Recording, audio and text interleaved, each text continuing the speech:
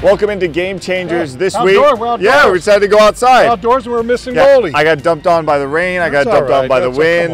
Come Goldie's out. Goldie's out your hair's never looked any better. in the Baltic Sea somewhere. Yeah. Right now. Goldie's out. Seriously, Goldie is swimming in the Baltic Sea. I did see that because he's out in Finland with the Panthers. Don't worry, we have a replacement for Goldie. Terron Armstead will be here a little later. So you know, we got a third. We got a third guy.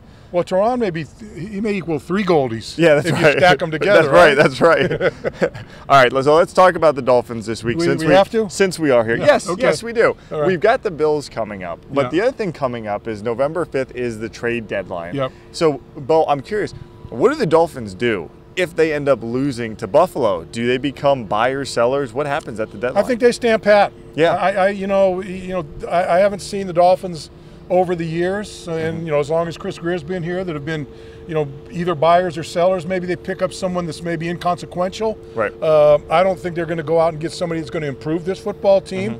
I don't think they're going to give somebody away that's not going to hurt this football team. Yeah. And so I don't expect much out of it. It's not like the baseball and those basketball. Some of those, I just don't think it's a big deal. What they've got to do is, they've got to worry about the guys that are in that locker room right now and get them all on the same page somehow, because it seems like every week it's some different part of the game of the team falls apart. You get a lot of a lot of good stuff, and then you get a couple little clunkers in there. If they can iron that out, and look, they better iron it out quick, because Buffalo's not going to be crying any tears for them. No, they're not going to feel bad for them. I do agree with you that I think they stand pat. Yep. I think there are going to be teams around the NFL that look at the Dolphins roster and do make those phone calls to Chris Greer. But you look at the record, them being 2-5. So much of it is circumstantial with the injuries that I don't think you'd basically be punting on next year. Well, that's it. If you decide to strip it down now. I don't care. People can come and try to poach you. Right. But whether they make a run and go to the playoffs this year, whether they don't make a run and don't go to the playoffs, there's a lot of guys in this roster that no matter what, you're going to need them next year. And a lot of guys you've played big contracts to. Yeah. And those are the guys that everyone's going to want. Everyone's going to want Tyreek. Everyone's going to want Waddle. Everyone's going to want this guy. They may want Mostert, probably maybe the guy that's in play the most, and I don't think they want to give him up. No. I mean, he's a leader on this football team. So to me, it's just, that to me is all chatter. It's got to be internally in that room between Mike McDaniel, every coach in that football team, and every player to kind of, I say this all the time, look in the mirror. Are you doing the best you can do? Right. They've got to have that instead of worrying about the trades and whatnot. Now, today out here on the practice field, we did see River Craycraft back on the field. Yeah, it's very good. Certainly a nice thing, because the Dolphins have not had that third option at wide receiver, really on the offense to go to, let's say, first, second, or third down when you need to keep moving the chains. If and when he comes back, how much of an impact does he make on this team? I think he makes a great impact. I mean, you saw him in training camp. I mean, he was clearly the third best receiver on this football team. And you've had Odell Beckham come in, and he's really not getting any action. I don't think Tua trusts throwing him the ball yet, but believe me, he's going to trust throwing the ball to River Craycraft, because he's going to be where he needs to be, and he's going to catch the ball when you throw it his way. And look, he's that shoulder is fixed. He's ready to go.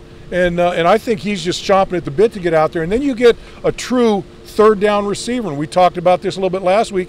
They developed a running game over the last 3 weeks. Yeah. So that should benefit. So getting another guy in there, and Jonnu Smith kind of starting to pick up the pace there, with a guy like River could be a really good fix for this football team. Yeah, absolutely. And the interesting thing about Odell Beckham, have you noticed his snap counts? He's played 11 exactly 11 snaps in each of the first 3 games he's played as a Miami Dolphin, and it feels like to me a lot of it's been on third down. Hasn't really worked out, but you know what? Third down wasn't even a problem last week. They were 11 for 15 on third down. They were moving the ball. So with Tua back, with what you saw on Sunday last week, do you have hope that this week that the Dolphins are competitive against Buffalo? I do. I think, like everybody else, I think with every week moving forward, as long as he doesn't get hurt, I think Tua is going to feel more comfortable. He looked really comfortable last week. Yeah. And I think he's going to continue to get a little more comfortable every week.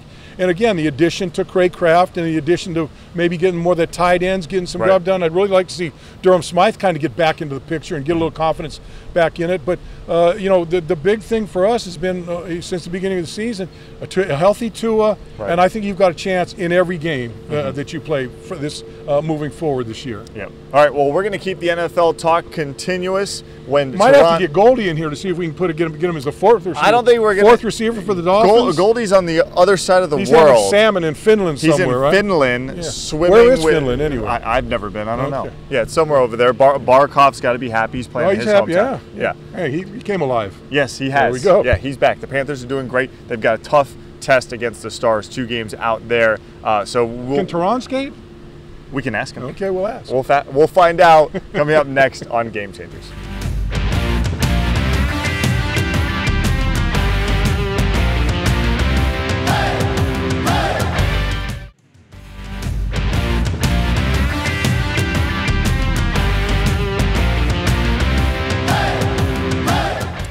Welcome back to Game Changers, as promised. Goldie's back. Not Goldie. Not Goldie. Oh, yeah, I thought he was a little taller than Goldie. I keep telling you, Goldie is in Finland, dude, with the Panthers. Right. We got Terron Armstead joining us now. I've never been to Finland. There you go. That's random, Bo. Can we stay on topic? Go ahead. Okay.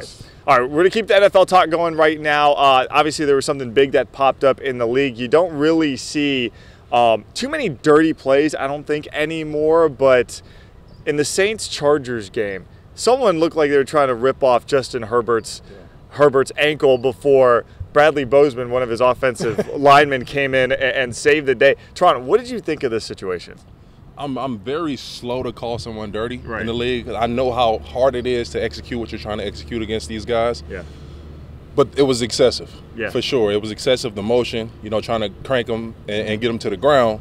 But what Bradley Bozeman did, he got all the flowers from me. I love it. That's the exact response that you need to do. You have to protect your quarterback, your franchise guy. You have is that in the contract? Those offensive guys. Oh, the defensive guys. Oh, they're dirty. You can't even tackle anyone now these days. You touch a guy, you get a penalty. I mean, how much more breaks do you guys want on that offensive side, man? Ball is gone. Ball is gone. You know what I mean? You see this man, he's still just standing here. He's not actively trying to get away. Right. So that you of all people know how hard it is for that guy to get back there. You got to have a little payday, right? I get it. That's what it be a lot of times. Little payday. Guys there you go. Not too used to getting to the quarterback. Once they get there, he wanna let his presence be known. Shout out to Bozeman. I appreciate you, my boy. I was going to ask, okay, does Herbert give Bozeman something, like take him out to dinner or something? Is there a little thank you for getting my back on that one? He's taking care of the fine for sure. Whatever that fine is, fine letter, just slip it right in Herbert's locker. No problem, move on. Speaking of fines, since you were on the defensive side of the ball, did you ever get fined for hitting anybody? No, I never got fined because we could do anything we wanted to do for the most part. You could clothesline a guy, you could hit him over the back of the head. The old NFL promos were all illegal hits. That's all now today, right? They're all illegal hits. Some guys back. I played with Jack Tatum. They call him Assassin. That was his nickname. So it was no fun. Well, we had a fight, on Thanksgiving Day against St. Louis Cardinals, and both teams got fined. Everybody, but that's the only time I'd ever been. I got a couple good shots. Did you pick it up? Huh? Did you pick up the fine? Hell no. I paid my share. But Have you ever been fined? I got my shots in though. I've been fined once, but it got appealed, and I won. It was interception in a playoff game. Anthony Barr picked the ball off, and he was running down the sideline. And I grabbed the back of his nameplate, and they fined me for horse collar, but I never pulled him down. So as my argument, I went to the video, and I got off. So how's a defensive guy when a guy's running away? How are they supposed to tackle you when they're from behind these days? I don't know how you do that. You can't do the horse collar, right? You can't do the hip drop. Yeah. So what are you supposed to do if you can't catch up to the guy? Figure out a way. we figure out a way for sure. I'm sure they figured out a way. There's always a way to figure it out. Any means necessary. All right, I do want to move this over to the quarterbacks now, who let's say aren't exactly playing anymore. Anthony Richardson from the Colts got benched this week. Earlier this year, we saw Bryce Young from the Carolina Panthers also get benched. That means 2 of the top draft picks from just 2 seasons ago get benched. But I'll start with you on this one. Yeah. Are we ushering in young quarterbacks too quickly? You heard Tom Brady talk about it, how basically we're doing these guys a disservice by playing them too soon. Do you feel that way? Well, I think there's a couple things that I see, and maybe I'm wrong, but I think teams are so hungry, starved for that franchise quarterback that they reach. Right. Some of these guys that get picked in the top 10 maybe should be a second-round pick, maybe should be a third-round pick. But if you're going to pick them high, and if you see them on the practice field and you don't see ththese guys playing well, you got to give them time. You can't throw them in there to the wolves because no one's going to give them a break. No one's going to go slow on them, and you got to answer. But I get this. The thing that Anthony Richardson tapping out as a quarterback. Tough. Terron just took a step back. Let me tell you, that got to be hard to walk in that locker room and look guys in the eye, my man. Uncharted territory. That part alone, I agree with everything Bo said wholeheartedly. With just a lot of teams reaching or they're yearning for a franchise quarterback. That development process, that's individually the most difficult position in sports, in the world of sports, not football, like in the world of sports. I really feel that way about the quarterback position. So without that time to develop, to have those growing pains, man, you're trying to orchestrate a musical of so many under so much pressure at a young 21, 22 years old. It is extremely difficult. And I think the crazy thing is, too, sorry, Bo, is that you have the outliers that almost ruin it for everybody. The C.J. Strouds who walk in day one and look like they've been in the league 5 years. Do you see now? But that's what I'm saying. But the outliers ruin it for. Dan Marino didn't start his first year. How long did Aaron Rodgers sit back behind there? How long are those guys that have done that? That have had to wait their time, and you see what happens when they come in. They're more prepared. They have a longer career. And their teams win more than guys that just get stuck in there, and the next thing you know, you're trading them in a year or two. Okay, Terron, well, let me ask you this. Do you ever think we'll see that model return where quarterbacks will now naturally go back to sitting a year? I don't think so. And it goes back to what Bo said. It's like teams they're starving for that franchise guy, for a C.J. Stroud, and they're willing to gamble. Yeah. So I don't think so. You make that investment, a first overall pick, second overall pick, you expect that guy to be ready to play. Be playing and that's the approach. So I think it's hard to go back to that developmental stage in this league. It's so much offense going on. These teams want to compete. So to me, if I was a general man, I'd like to see this league be less dependent on the quarterback. Let's get back to the running game a little bit, or let's get those a lot of great running backs out there that you never see because they just abandon the running game. Right. They want to get to all these different.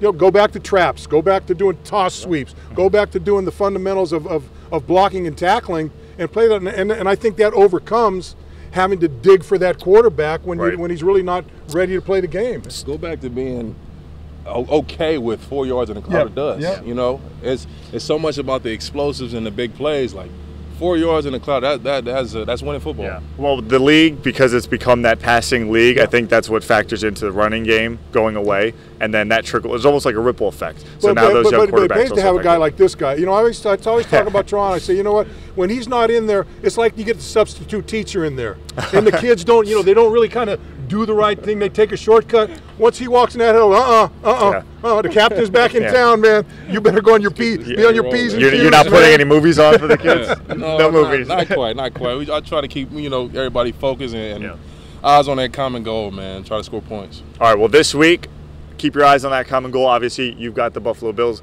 We can't wait to watch you out there in Orchard Park. Bo, thank you. Terron, thank you. Guys, we'll be back with more games. I thought he was going to get pushed down by the wind. No, that's why he's out there. Doesn't have much of a base right here. He's going to create a lane for all of us. We'll be right back.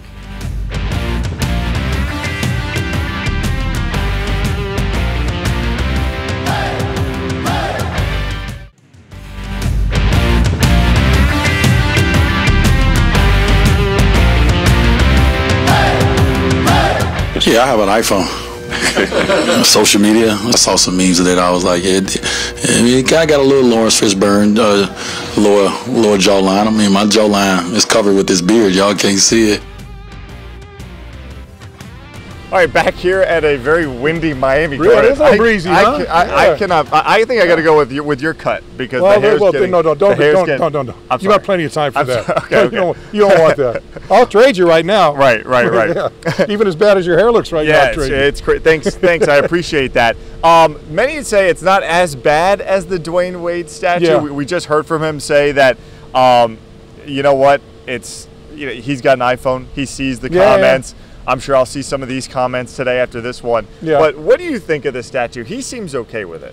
Look, I like the statue. Yeah. I like the detail, and certainly you can look at his face. But look, I've been in the Hall of Fame. I've seen busts in there. I look at everything. This doesn't even look like the guy. Right. I think I'm look. I'm gonna say this. You got a statue? No. Well, I don't have a statue.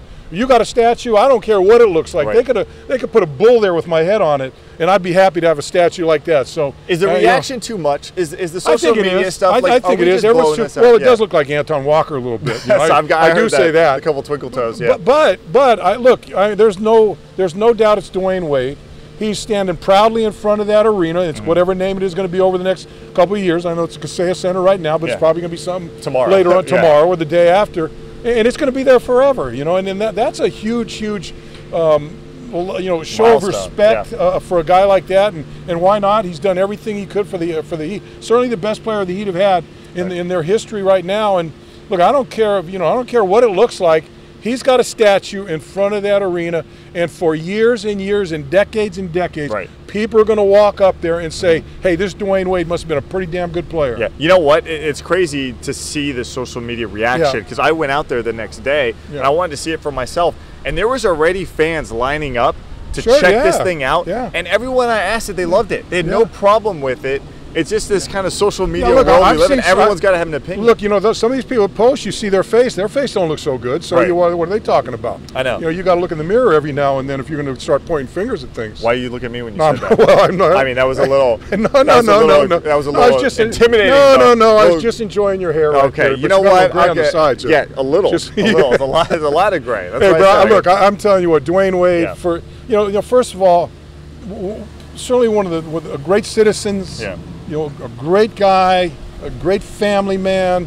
I don't know how people can say anything bad about Dwayne Wade. And so look, if the face doesn't look just like him, so be it. He's still got that statue out there, and he's still Dwayne Wade. And you know what? It's still his house. It still absolutely is his house. It was very cool to see, and I don't know. I just thought when I went up there and looked at it. It looked okay. It wasn't that bad. No. He said, "Look, it's an artistic expression. And with art, you got to give people a little rope to work with." Here's the problem I have with it. When Dwayne Wade came to town, I was the first guy to interview him. He and his wife, his ex-wife. Wow. First guy to interview him. As soon as they walked in the door, and now all of a sudden I'm sitting here and he's got a statue of him. I'm going, gosh dang, I'm getting older and older. And then I was here when Pat Riley came. Yeah. Now his name is on the floor. Right. And so all I'm doing, I'm kind of Father Time is pushing me down the aisle. And where's your name? Can we name the goalpost after you? Well, someone told me that someone told me when I stopped breathing, they're going to plant me right under that thing, or either that, or just kind of run the lawnmower over me and just put, spread it around a little bit. What would your statue be? My statue would probably be sitting on the bench, probably, or drinking some Gatorade. Or I think. Did you have like the old neck roll thing? I did. You would have to have that included. Yeah, I would have a neck roll on there. Yeah. Okay. Either that or a cast, because I had a cast on my body half the time. Yeah. I do want to ask you this because I think it's an interesting question when it comes to the Heat. Yeah. Shaq's got his name and jersey retired. Yeah. Chris Bosh has the jersey retired. Yeah. We are waiting to see when LeBron decides to end his career, which could be in 2050, the rate he's going. What's the protocol for LeBron when it's all said and done with the Heat? Yeah. Does he'll have his jersey retired, I assume, but does he end up out there, and maybe the three of them, Bosh, Wade, and LeBron, get a separate statue together? I don't see Bosh getting a statue.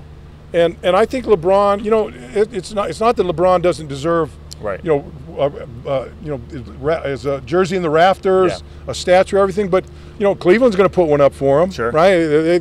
He's brought the first championship in a long time. Well, he's Cleveland. left them twice, so he's going to go there. I don't know, LA. They may put one with him and Ronnie in there, out in the plaza or something. And so I don't know. I just say this. I don't think LeBron needs a statue in Miami. But I could see the three of them getting a kind of a combo, a joint thing. Maybe them at the party when they announced that they were coming. There you go. I could see something like that. And it would be one, and not one, but two, but three statues, but 4 statues, 5 statues, that's right. 6 statues, 7 statues. Yeah. All right, Bo. There's still a lot of stuff we got to get to. Get a Ronnie Cycli statue in there somewhere. DJing or playing basketball? A little both, maybe. Have you gone to the club with Ronnie? Maybe he can DJ the next statue. You should have had him DJ the wedding. I couldn't afford him, man. That costs a lot of money. DJ Cycli. Yeah, DJ Cycli. All right, Bo, we're going to wrap it up with what's trending here on Game Changers when we come back.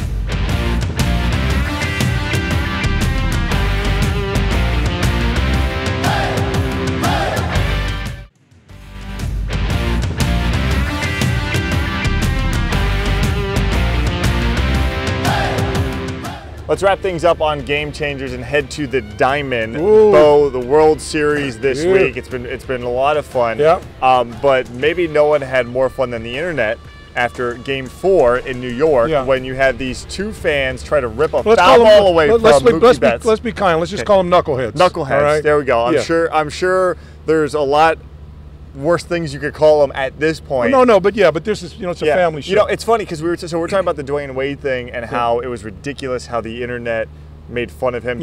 But the internet turned on these guys real quick, saying you shouldn't do that stuff. They obviously become a meme instantly. What did you think of it? Well, I thought it was New York. What are you going to do? You jump into a crowd of New Yorkers, and then that's what's going to happen with you, especially if you're a visiting team. Now, the good thing is that they rousted them out pretty quickly, got them out, but they said, hey, you guys can come back tomorrow night. Ban them for, I was going to say, ban them for life? Hey, no. Too strong? Those two guys, they've been season ticket holders for a long time. They sent them out, and they said, hey, you're welcome to come back tomorrow night. They put their hands on a player. No, I get it, and they should. To me, you put your hands on a player that's in the field to play, you got to be done for life. You got to be out. You got to, no way. And they've got to be a picture of them, or however they're going to, they got facial recognition. Right. That red light's got to show up there. No, go. You got to go somewhere else. I just think you can't, because what happened? What's next?